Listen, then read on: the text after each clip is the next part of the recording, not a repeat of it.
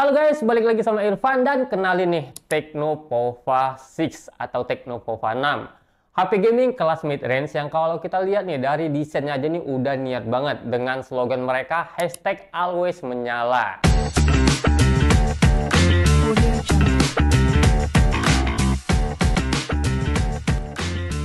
Ya pertama kali aku lihat nih HP sih emang langsung keinget sama saudaranya sendiri dari Infinix yaitu GT20 Pro. Tapi pas aku perhatiin lebih detail sih konsepnya doang nih yang mirip. Dari segi spek mah beda, ya maklum aja karena emang beda kelas juga cuy.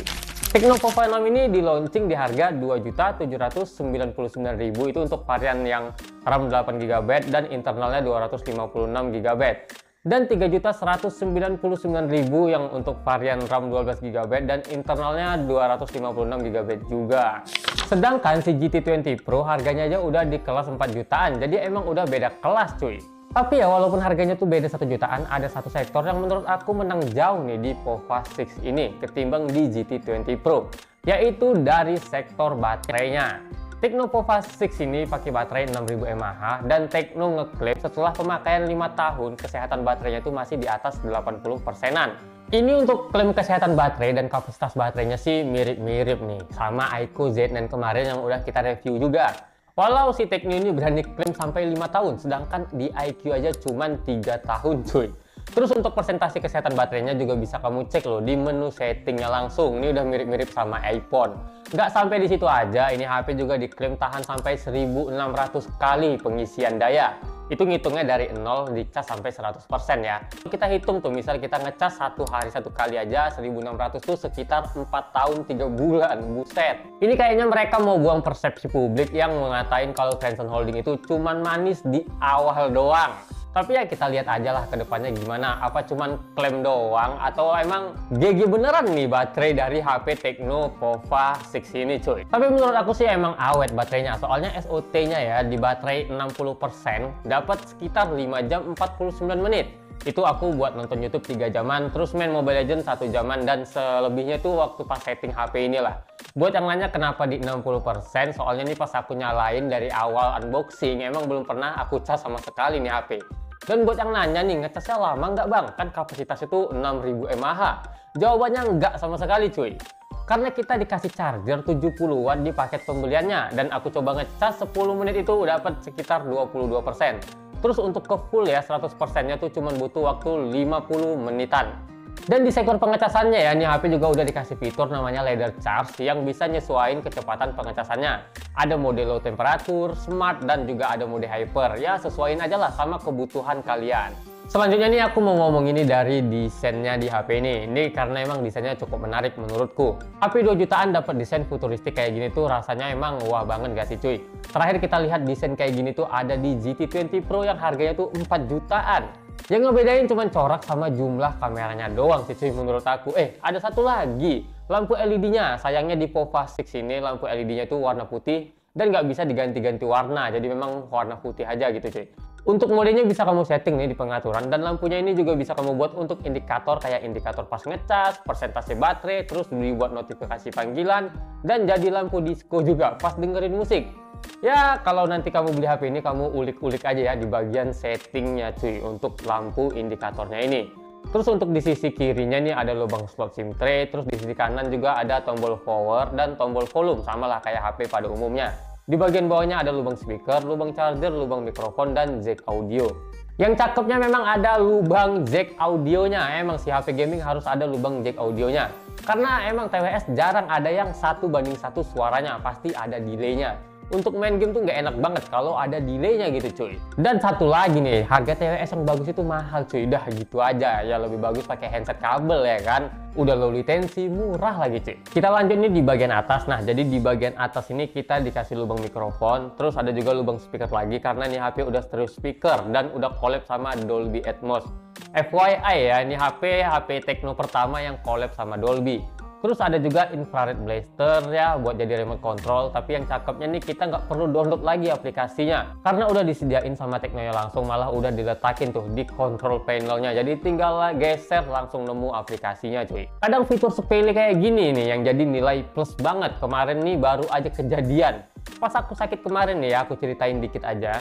Jadi pas aku opname kemarin aku pesen nih kamar VIP karena emang pengen sendiri di ruangan biar bisa sekalian kerja lah ya, biar bisa bebas juga gitu cuy. Pas aku masuk ruangan itu kerasa tuh dingin banget. Aku lihatlah AC-nya, temperaturnya ada di 16 derajat. Aku cari-cari remote-nya nggak ketemu. Terus aku minta nih ke susternya, katanya emang nggak disediain remote. Buset nih pikir aku ya, ini aku mau jadiin sosis dalam freezer apa gimana gitu kan. Terus aku kepikiran lah mau kecilin pakai HP. Aku lupa kalau aku pakai iPhone yang nggak bisa dijadiin remote control. Ya di situ aku langsung mikir gitu kan, ini HP serasa nggak guna anjir. Malah jadi kangen nih sama brand-brand China yang punya fitur infrared gitu cuy. Ya gitulah, kadang hal sepele kayak infrared blaster ini aja bisa jadi nilai yang plus banget menurut aku. Apalagi di keadaan mendesak ya kayak ceritaku tadi, atau pas remote di rumah kamu hilang, kan ngebantu banget tuh.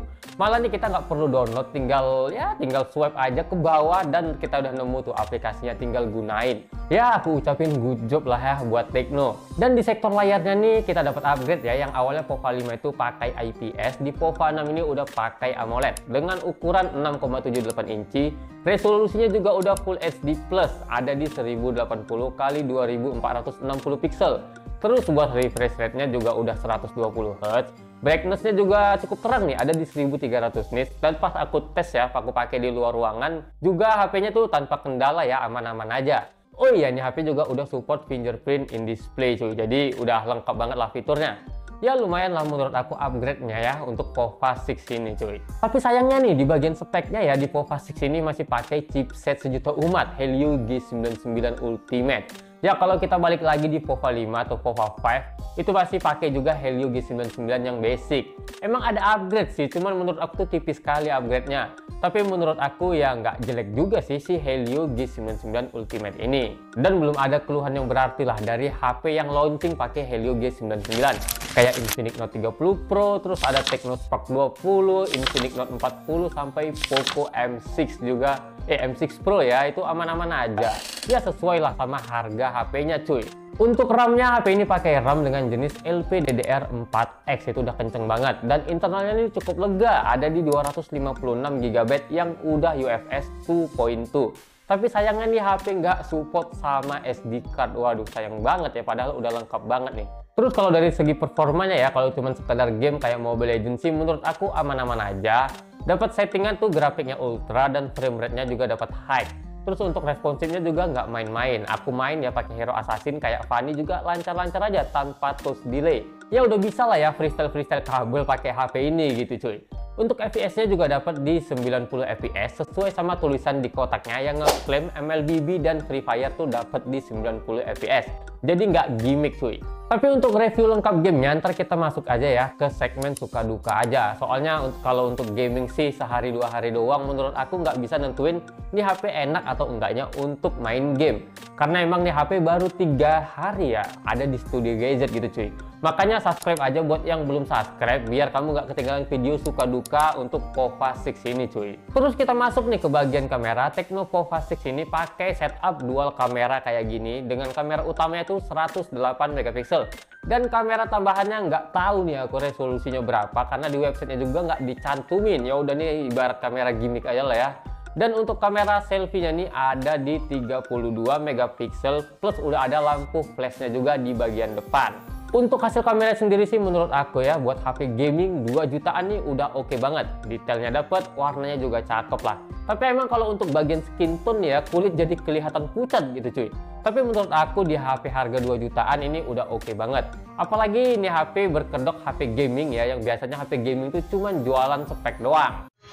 Ini untuk hasil video perekamannya di resolusi 2K 30 fps. Emang ada sedikit jitter sih ya, tapi oke lah ya. Kalau menurut aku dari detailnya dapat, warnanya juga oke banget. Emang karena emang nggak ada stabilizernya jadi ada sedikit getaran gitu untuk hasilnya. Dan ini untuk hasil di 1080 60 fps nih lebih smooth sih cuy kalau diturunin ke 1080 60 fps untuk hasilnya. Emang detailnya jadi sedikit berkurang, cuman untuk ya kayaknya lebih baik di resolusi ini sih untuk nge-record videonya. Dan untuk suara mic-nya gimana nih menurut kalian, bagus nggak? Coba komen. Terus untuk fitur-fiturnya juga udah lengkap banget ya. Ada fingerprint in display, NFC, punya sensor gyroscope yang udah hardware ya pastinya ya. Ada infrared juga, jack audio ada, sensor kompas juga ada. Jadi nggak ada yang harus dikeluh kesahkan kalau kita ngomongin tentang fitur-fitur di HP Tecno Pova 6 ini cuy. Nah tadi kita udah ngomongin ya review lengkapnya, dan kesimpulannya nih menurut aku HP yang perfect sih. Mungkin kalau nanti aku buat rank ya, yang HP yang udah pernah aku review untuk HP harga 2-3 jutaan, ini HP aku kasih peringkat pertama cuy. Alasannya ya karena nih HP menurut aku perfect gitu di harga 2-3 jutaan. Baterainya awet, ngecas kenceng, desainnya cakep, fitur lengkap, layar juga oke, brightness terang, ada jack audio malah cuy. Nggak tahu sih mau komplainnya tuh di sektor yang mana gitu. Paling menurut aku minusnya nih HP cuma nggak support sama SD card, sama paling di bagian chipsetnya ya yang nggak dapat upgrade, yang masih pakai Helio G99. Tapi emang balik lagi sih ke harganya. Malah menurut aku nih HP udah murah banget cuy. Intinya menurut aku nih HP udah perfect lah untuk HP kelas mid range. Yaudah mungkin sampai di sini aja video kali ini. Semoga kalian suka sama review HP Pova 6 ini. See you and bye bye cuy.